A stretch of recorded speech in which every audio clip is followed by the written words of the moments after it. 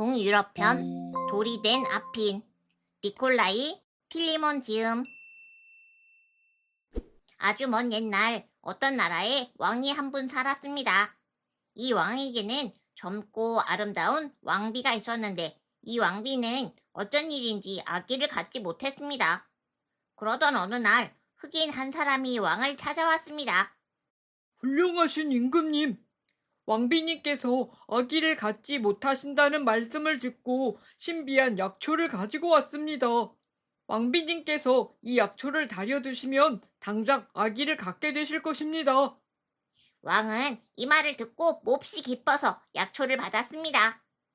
귀한 약초를 가져온 이 자에게 훌륭한 말과 금빛과 빛나는 옷 한 벌을 주도록 하라. 신하에게 명령을 내린 뒤 왕은 왕비의 처소로 가서 이 기쁜 소식을 알렸습니다. 흥분을 감추지 못한 왕비는 곧 요리하는 하녀를 시켜 약초를 잘 다려오게 하였습니다. 아무것도 모르는 하녀는 약을 다려 먼저 한 모금 홀짝 마신 뒤 왕비에게 가져갔습니다. 몇 달 후 왕비는 드디어 왕자를 낳게 되었습니다. 그런데 하녀도 사내 아이를 낳았지 뭐예요. 둘 다 귀엽고 잘생긴 아기였습니다. 며칠이 지나자 두 아기에게는 각각 이름이 지어졌습니다. 왕자는 다핀이고 하녀가 낳은 아기는 아핀이었습니다. 두 아기는 같은 유모의 젖을 먹으며 사이좋게 자랐습니다. 여러 해가 지난 어느 날이었습니다. 왕은 싸움터에 나가게 되었습니다. 왕은 떠나기 전에 조용히 다핀 왕자를 불러 여러 개의 열쇠를 건네주며 다음과 같이 당부하였습니다. 어느 방이든 들어가도 좋다만 금열쇠의 방에만은 들어가지 말아라. 거기에 들어가면 불행한 일이 생긴단다. 왕이 떠난 후 다핀은 곧 열쇠로 문을 열고 방마다 들어가 보았습니다. 어느 방에나 훌륭한 보석과 보물이 가득하였지만 다핀의 마음에 쏙 드는 것은 하나도 없었습니다. 마침내 금열쇠로 여는 방에 이르렀습니다. 다핀은 아버지의 말씀이 떠올랐지만 그럴수록 호기심이 솟구쳤습니다.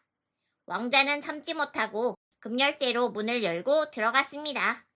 방 안에는 반짝이는 보석은 하나도 보이지 않고 오직 만원경 하나만이 덩그러니 놓여 있었습니다. 다핀은 무심코 그것을 집어들어 들여다보았습니다. 그랬더니 온통 황금으로 된 궁전이 있지 않겠어요?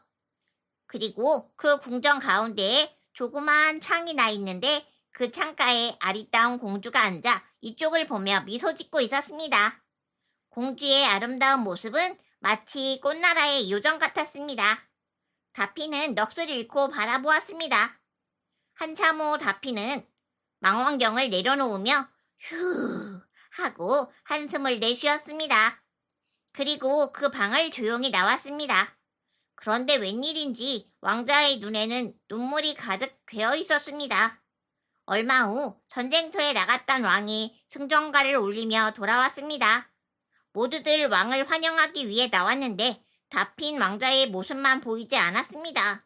왕이 이상하게 여겨 다핀 왕자가 왜 보이지 않느냐고 묻자 왕비가 걱정스럽게 대답했습니다. 다피는 병이 나서 누워있어요. 무슨 병인지 도무지 아무것도 먹지 않고 멍하니 시름에 잠겨있답니다. 깜짝 놀란 왕은 당장 장안에서 이름난 의사, 점쟁이들을 불러들였습니다. 그들은 왕자의 병을 살펴보고 나서 한결같이 왕자님이 어느 공주한테 홀려 있는데 그 공주를 만나지 않으면 절대로 병이 낫지 않을 것이라고 했습니다. 왕은 순간 마음에 짚히는 것이 있어 곧 다핀 왕자와 키라리나 공주의 결혼을 원한다고 황금 궁전에 사신을 보냈습니다. 그러나 거절의 회답이 왔지 뭐예요. 실망한 왕자는 자기가 직접 키라리나 공주를 찾아가리라 마음먹고 아핀과 함께 길을 떠났습니다. 둘은 무더운 날씨와 지루하고 긴 여행에 그만 지쳐버렸습니다.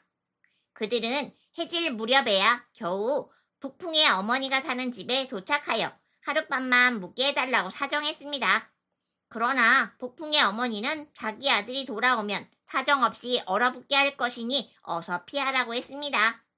둘이 발걸음을 돌려 봄바람의 집 문을 두드리자 아름답고 선량해 보이는 봄바람의 어머니가 반갑게 맞이해 주었습니다. 어머나, 귀엽고 아름다운 우리 왕자님. 지금 기란이나 공주를 만나러 가는 거죠? 하지만 내 아들의 도움이 있어야 할 텐데 큰일이군요. 내 아들은 인간이라면 다 죽여버리거든요. 그러니 어서 숨으셔야 해요. 그러면서 손뼉을 3번 쳤습니다. 그러자 에메랄드 눈에 다이아몬드 무리에 금빛 새가 날아와 그들을 얼른 날개 속에 품고서 벽난로 위로 올라가 버렸습니다. 잠시 후 꽃향기를 풍기면서 상냥하게 속삭이는 듯한 바람소리가 들려왔습니다. 그러자 문이 저절로 열리고 긴 금빛 머리와 은빛 날개의 아름다운 젊은이가 들어왔습니다. 손에는 갖가지 화초로 장식된 지팡이를 들고 있었습니다. 젊은이는 방에 들어오자 코를 킁킁 거렸습니다. 어머니, 다른 나라에서 온 사람 냄새가 나네요. 아니야. 다른 세상 사람들이 어떻게 감히 여길 들어오겠니? 하긴 그렇지요. 봄바람은 안심하고 식탁에 앉아서 맛있는 사슴젓과 제비꽃 향기가 나는 물을 마시며 즐겁게 떠들어댔습니다.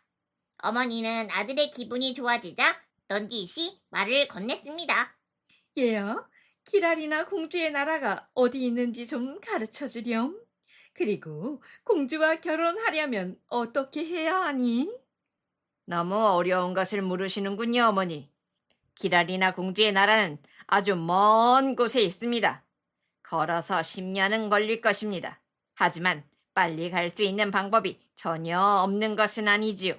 돌과 불꽃을 하늘로 뿜어 올리는 석유의 강가에 검은 숲이 있는데 그 숲을 지나 요정의 통나무를 타고 강을 건너면 쉽게 갈 수 있습니다. 그런데 봄바람은 말을 하다 말고 갑자기 허공을 향하여 이 말을 다른 사람에게 전하는 자는 무릎까지 돌이 되어 버려라. 하고 주문을 외우는 게 아니겠어요? 그러고는 봄바람은 다시 말을 이었습니다. 공주의 나라에 도착하면 바로 금으로 된 수사슴을 만들어 그 속에 숨어야 합니다. 그래야 공주를 얻게 됩니다. 봄바람은 여기까지 말하고 나서 이 말을 다른 사람에게 옮기는 자는 허리까지 돌이 되어버려라. 하고 저주하였습니다. 그러고는 또 말을 계속하였습니다. 하지만 공주가 다른 나라로 시집간 것을 알면 복풍의 어머니는 노발대발하여 걸치면 곧 죽게 되는 옷을 만들어 공주에게 입힐 것입니다. 그러나 공주가 영영 죽는 것은 아니지요. 산비둘기의 눈물로 그 옷을 적시면 다시 살아날 수도 있습니다. 이 이야기를 마친 봄바람은 이 말을 다른 사람에게 전하는 자는 온몸이 돌이 되어라. 하며 마지막 저주의 말을 하였습니다. 봄바람이 어머니와 이야기하는 동안 다핀 왕자는 콜콜 잠잤으나 아피는 정신을 바짝 차리고 다 들었습니다. 돌이 된 아핀 2편에서 만나요.